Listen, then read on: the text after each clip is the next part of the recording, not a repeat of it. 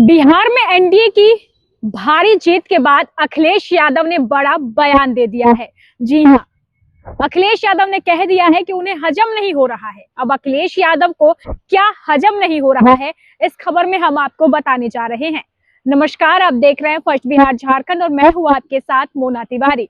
NDA ने 202 सीटें लाकर एक बड़े गठबंधन के रूप में बिहार में नई सरकार की कवायद शुरू कर दी है। बीजेपी सबसे बड़ी पार्टी बनकर उभरी है, जिसने एनडीए गठबंधन में सबसे ज्यादा सीट हासिल की है।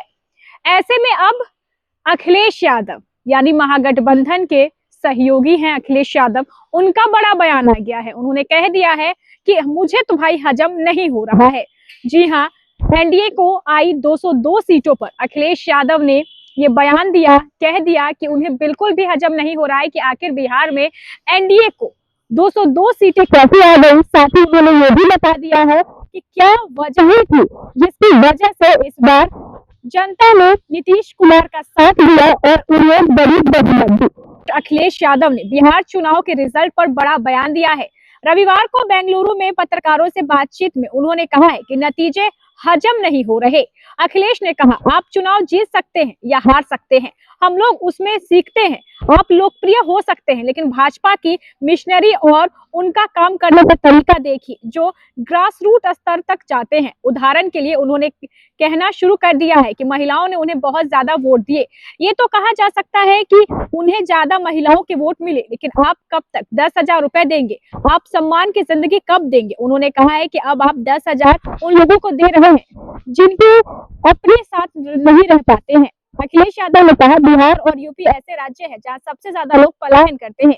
वे अपने परिवारों को छोड़कर चले जाते हैं। परिवार की तरह परिवार के साथ रहे, सरकार उनके लिए काम कर सकती है। बस 10,000 दे दो और वोट ले लो। बाद में तो जैसे अन्य राज्यों में किया, नर्वस कम कर दो, नियम बना दो, फिर पता चला है कि हमारी माँ बहनें मदद नहीं ले पा रही हैं। महाराष्ट्र या किसी भी सरकार में ऐसा ही होता है।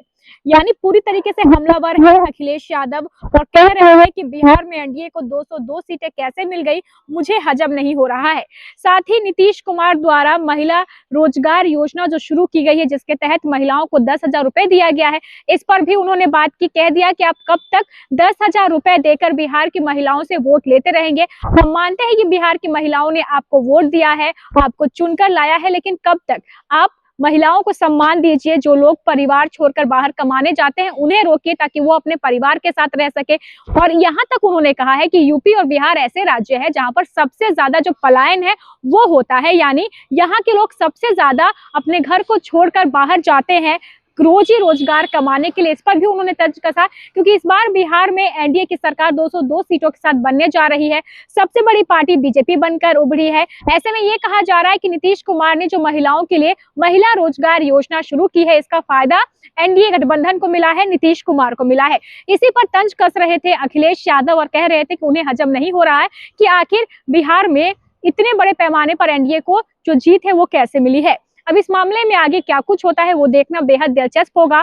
बहरहाल इस खबर में बस इतना ही। आगे की खबरों को जानने के लिए आप देखते रहे first Bihar Jharkhand. Panorama group, जो सोचता है वो करता है।